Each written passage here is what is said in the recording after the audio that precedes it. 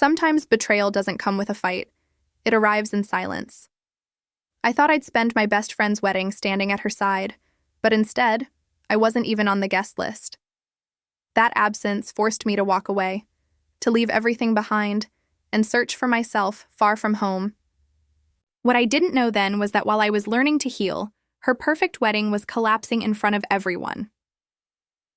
If you're enjoying this story, hit follow and tap like, then I'll reveal what happened next. I didn't expect betrayal to arrive in silence. But it did. It wasn't a fight or a cruel remark. It was the space where something should have been. The empty mailbox, the invitation that never came. For weeks, I convinced myself it was an oversight. Maybe the mail got lost. Maybe she was behind on sending them out. After all, we had known each other for 20 years. We grew up together, survived heartbreak together, and promised each other through late-night talks that we'd always be in each other's lives. Weddings were supposed to be about the people who had seen you through everything. How could she possibly leave me out? At first, I made excuses. I told myself she was busy, that weddings had too many moving parts, that surely she would call. But the calls never came. Instead, I saw photos online, smiling faces holding envelopes, posting captions about the big day ahead. And each time, a quiet panic grew heavier in my chest. I still remember sitting at the kitchen table one morning, scrolling, and seeing my mutual friends sharing their excitement about the upcoming event. Their invitations were propped up proudly, the cursive lettering shining under perfect lighting. And there I was, coffee cooling in my hands, with nothing but silence. I didn't want to believe it. I kept replaying our history like evidence in a trial. The first day of school when I stood up for her. The nights we whispered in the dark about who we wanted to be. The moments when life fell apart and we held each other together. How could all of that be erased by one decision, one list with my name cut out? I finally broke the silence and called her. The phone rang out, then went to voicemail.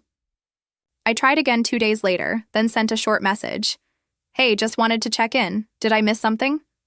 She replied hours later with a casual, so sorry, things have been crazy. We'll catch up soon. Nothing about the wedding. Nothing about why I hadn't heard from her. Just avoidance, neatly packaged in politeness. That was the moment the truth began to settle in. It wasn't an accident. I wasn't meant to be there.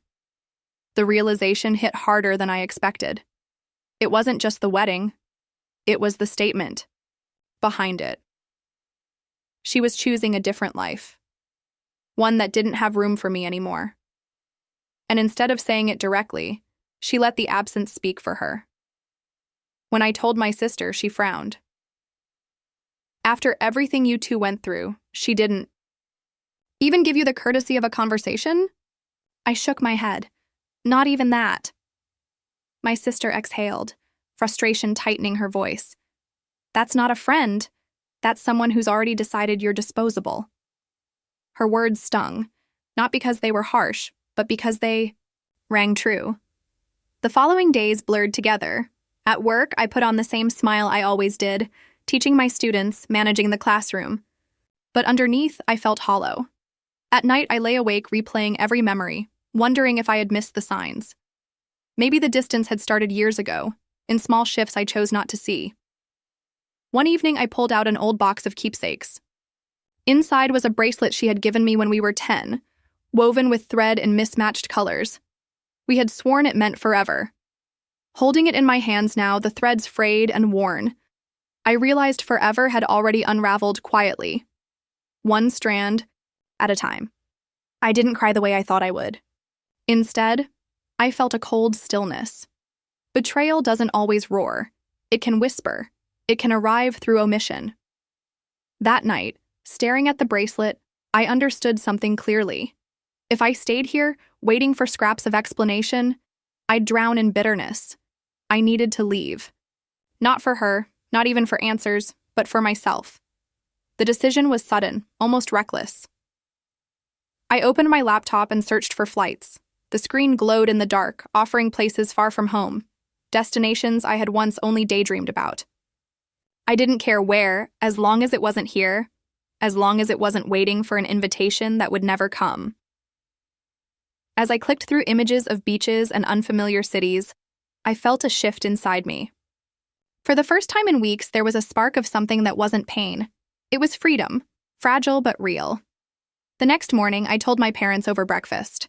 My father looked at me carefully. "You're really not going to the wedding?" I shook my head. "There's no wedding for me to go to. I wasn't invited." He didn't argue. He just reached across the table and squeezed my hand. My mother sighed but said nothing. She knew the silence had already spoken for itself.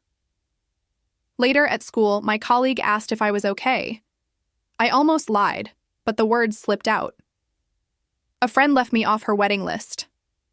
She raised her eyebrows. "That's not a friend. That's someone showing you exactly where you stand." Her bluntness startled me, but it echoed what I already knew. That evening, I pressed confirm on a flight booking. The destination didn't matter. What mattered was reclaiming my own space, my own story. As the confirmation email landed, in my inbox, I sat back and exhaled. The betrayal still stung, but underneath it, something new had taken root. The sense that this wasn't the end of my story. Maybe it was the beginning of another one. And in that quiet, I felt the first flicker of relief. Booking that flight felt like crossing an invisible line. For weeks, I had been orbiting the same question. Why wasn't I enough for her anymore? But the moment I pressed confirm, the weight shifted. It didn't erase the hurt, but it gave me something else to hold on to, escape. I didn't tell many people. Only my sister knew the details, and even then, I kept it short. "I need to get away," I said over the phone. She was quiet for a moment before answering. "Then go. You've carried enough already." Her permission wasn't necessary, but it steadied me. It made the choice feel less reckless and more like survival. Packing was harder than I expected. Every item I folded into the suitcase seemed to carry a question. Was I running away, or was I finally letting go? I tucked in swimsuits, hiking sandals, a notebook, and a novel I had never managed to finish. I paused over a photo frame on my dresser, the two of us at high school graduation, arms around each other, our smiles wide, unaware of how complicated things would become. I turned it face down, not out of spite, but because I couldn't take it with me. At work, I quietly filed for vacation days. My principal looked at me over her glasses, concern softening her face. "Everything okay?" she asked. I nodded, offering the simplest truth I could manage. "I just need some time." She approved it without pressing further, though I knew she sensed more than I was saying. The airport smelled of coffee and jet fuel, a mix of urgency and departure. I sat by the gate, headphones in but no music playing, just letting the world blur around me. For the first time in weeks, I wasn't scrolling through wedding updates or checking my phone for messages that never came. I was simply waiting, ticket in hand, the decision already behind me. When the boarding call echoed through the terminal, I felt something loosen. My legs carried me down the jet bridge as though I'd been waiting for this moment for years. The plane was crowded, voices weaving in and out of each other, but I barely noticed. I slid into my seat, buckled in, and stared out the window as the ground pulled away. It struck me then how strange freedom can feel. It doesn't come with fireworks or cheering. Sometimes it's just the quiet realization that you're leaving one version of your life behind. I wasn't running toward paradise. I was simply stepping away from the place where my hurt had been built. The flight itself was a blur. A book sat unopened on my tray. Dinner arrived in plastic containers, half-eaten, before I pushed it aside. Mostly I stared at the seat back in front of me, thinking about what I would have been doing if things had been different. Picking out a dress for her wedding, rehearsing a toast, standing by her side. Instead, I was suspended above the clouds, moving away from her world with every mile. A man sitting beside me struck up a conversation halfway through the flight. "Vacation?" he asked. I nodded. "Sort of." He smiled, as if he understood more than I'd said. "Sometimes the best trips are the ones that aren't planned too far in advance." I returned his smile politely, but his words lingered. Maybe spontaneity was exactly what I needed. When we landed, the heat hit me immediately, thick and heavy, so different from the cold detachment I'd left behind. My suitcase clattered on the carousel, and with it, the weight of everything I had carried in silence. I wheeled it toward the exit, where drivers held signs with names that weren't mine. No one was waiting for me, and for the first time, I didn't feel the ache of that. Instead, I felt a kind of strange relief. The ride to the resort traced winding roads along the coastline. The driver pointed out landmarks, his voice full of pride, but I barely understood half of what he said. My attention was on the horizon, where the ocean stretched out endlessly. I lowered the window and let the warm air rush over me. It was the opposite of everything I had left behind. The judgment, the silence, the absence of my name on that list. Here, there were no lists, no expectations. That night, in a small room overlooking the water, I unpacked slowly. I hung clothes in the closet, set my notebook on the desk, and placed my phone face down in the drawer.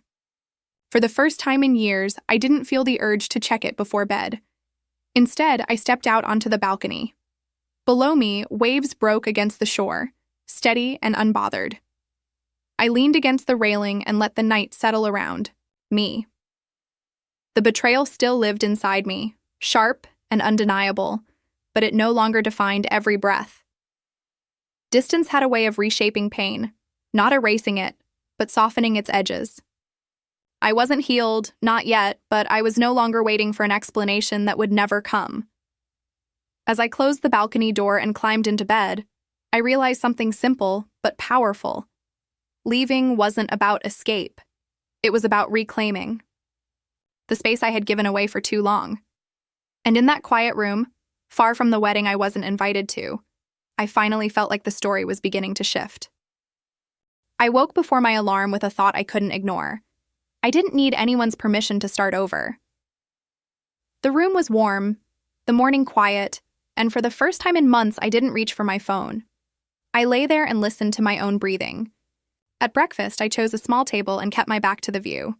I wanted to be present without narrating it. The server poured coffee and asked if I needed anything else.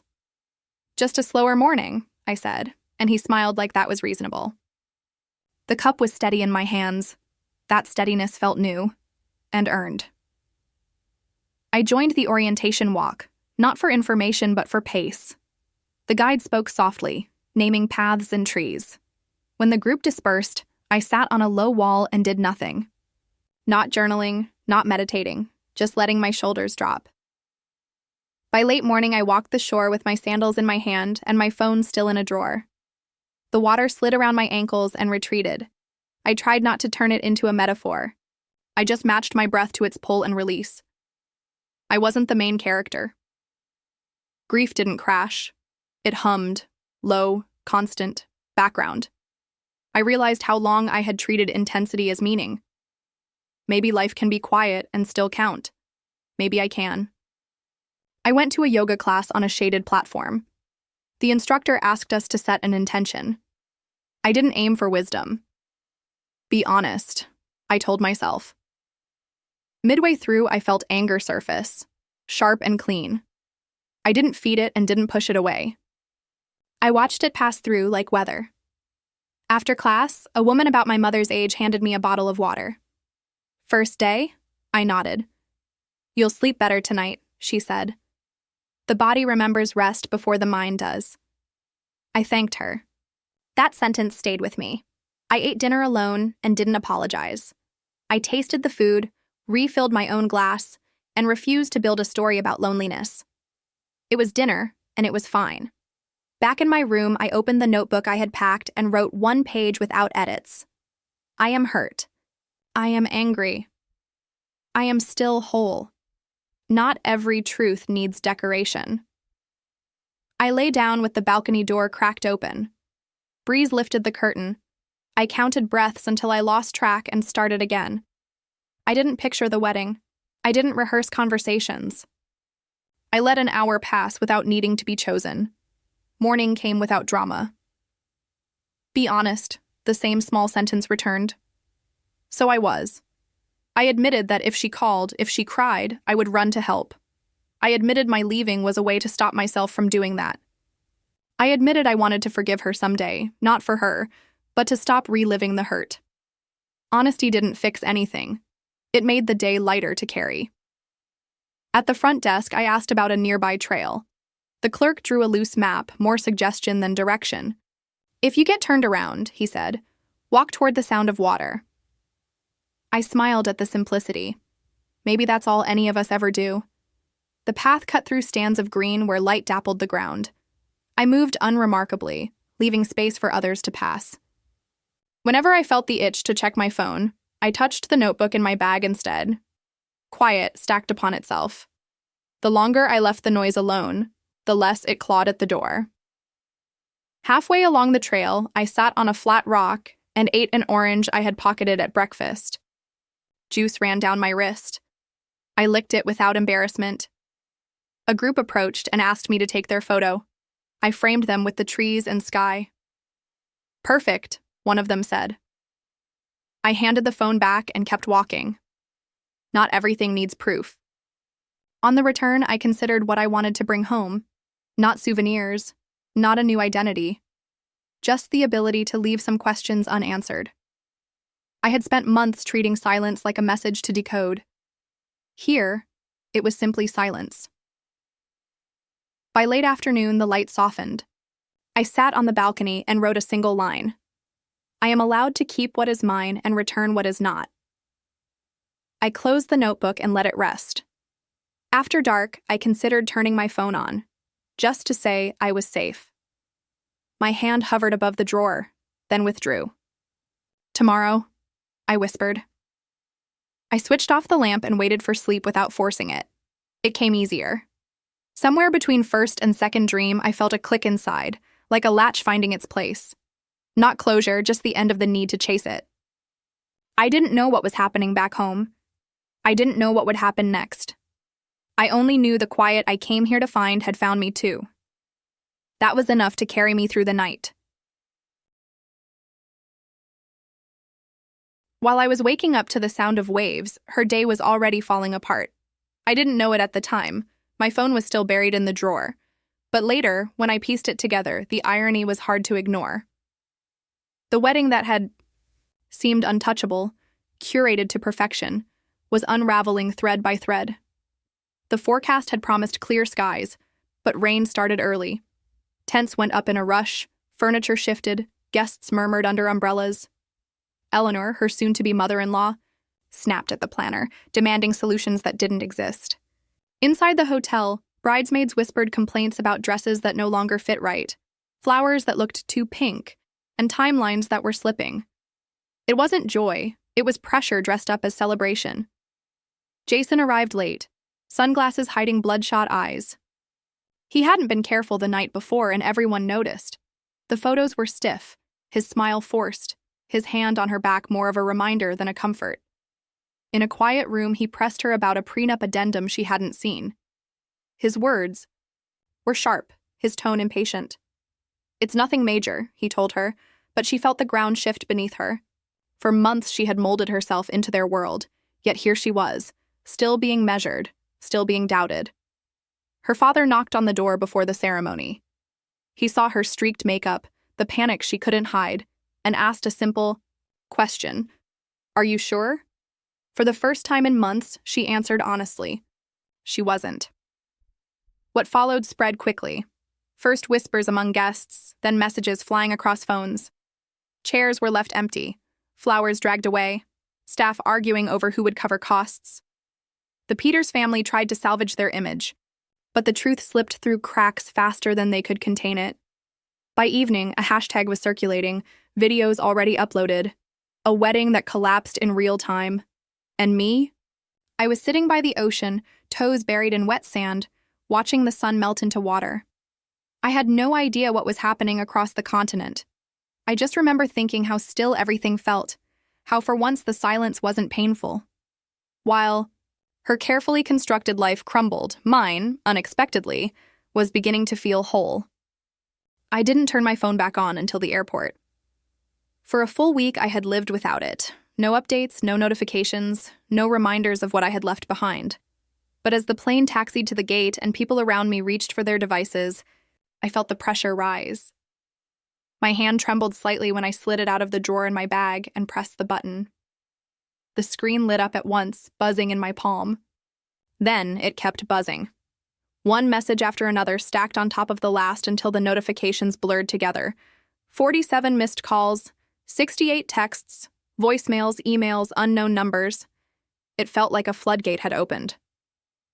At first, I panicked, certain something terrible had happened at home. My heart raced as I scrolled, but the words repeated themselves in different voices. The wedding fell apart. Call me. She's asking for you. Please, Carmen. I sat frozen in my seat, while passengers pulled bags from the overhead bins. The world around me moved in ordinary rhythm, while mine tilted. I skimmed one voicemail from my sister. Oh my God, you won't believe this. Call me back. Another from my father. Sweetheart, everything's changed. Call as soon as you land. And then one that startled me, her mother's voice shaky and unfamiliar. She needs you. I know you two had a falling out, but please call. It was disorienting. For months, I had felt invisible. And suddenly, I was being pulled back into the center of a story I thought I had left behind. By the time I collected my luggage, my head was buzzing more than my phone. A driver honked outside. People hugged at the arrivals gate, but I walked in silence, clutching the handle of my suitcase. I wasn't sure if I felt vindicated or hollow. Maybe both. In the taxi line, I finally typed a message to my sister. Landed. Safe. Tell me what happened. Her reply came within seconds. You won't believe it. Call me now. I hesitated. Part of me wanted every detail. Another part wanted to protect the fragile calm I had built. I slipped the phone back into my bag and leaned against the window as the city blurred past. At home, I dropped the suitcase in the hallway and sank onto the couch. Only then did I let myself listen to one more voicemail, her voice this time, shaky, desperate. Carmen, I don't even know if you'll hear this.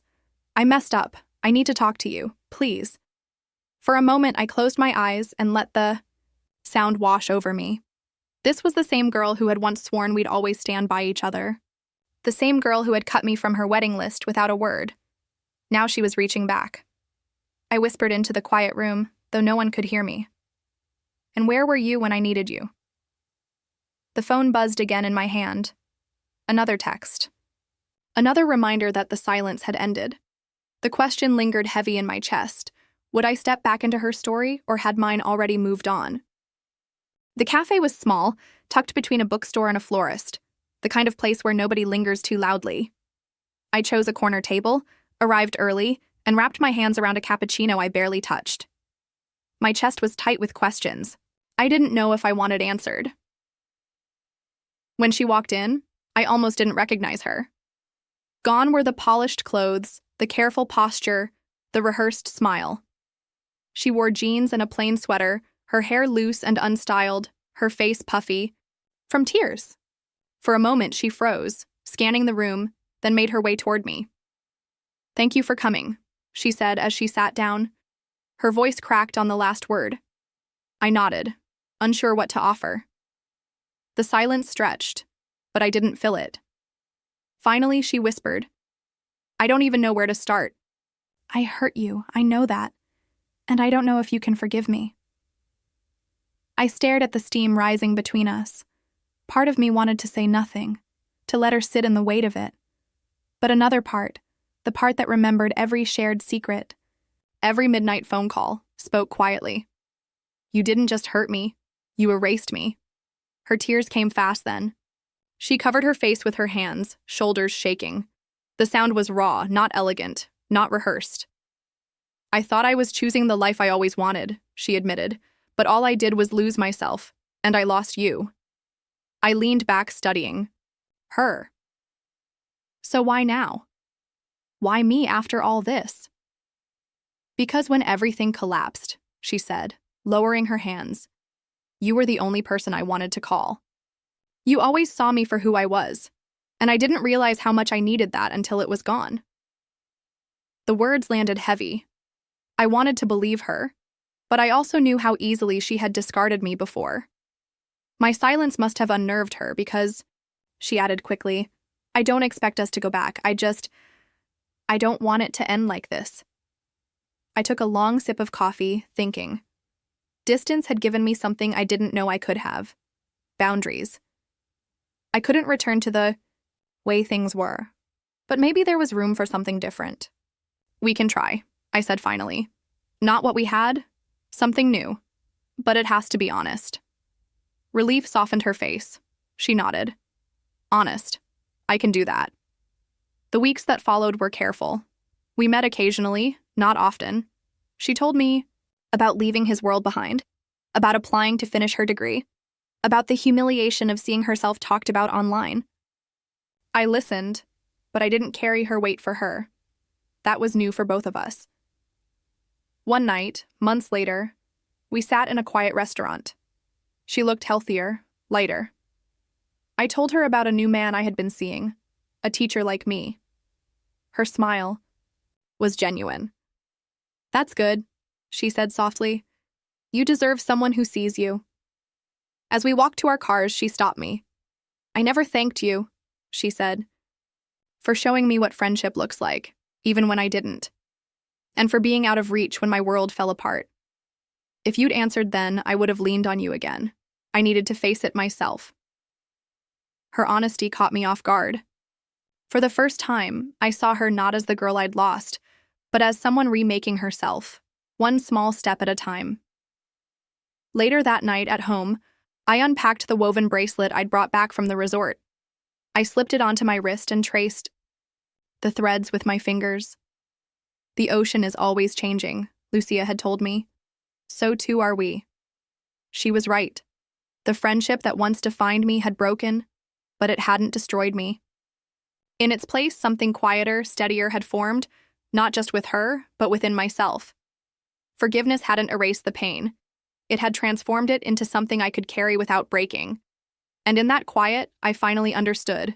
My worth had never depended on anyone else's invitation.